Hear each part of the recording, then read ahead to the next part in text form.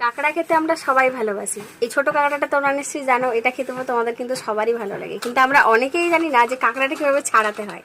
আমি কিন্তু সেটা খুব ভালো করেই জানি, তো তোমাদেরকে আজকে দেখাবো কাঁকড়াটা কীভাবে। আমি জানি না, যাই হোক এইটাকে এইভাবে প্রথমে খুলে নেবে, ঠিক আছে? তো খুলে নেওয়ার পরে এইখান দিয়ে টান দেবে, দিলে কাঁকড়াটা কিন্তু খুব জলদি মানে অতি সহজেই খুলে যাবে। তারপরে এইগুলো থাকে, কাঁকড়া যেরকম আমাদের মাছের গালফা থাকে সেরকম কাঁকড়ারও থাকে। তো এইগুলো এভাবে খুলে ফেলে দাও। কাঁকড়াটা কিন্তু পরিষ্কার হয়ে গেছে আমাদের, কাঁকড়াটার মধ্যে কিচ্ছু নেই।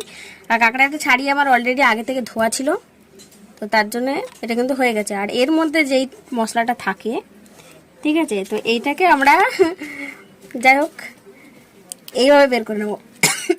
সরি,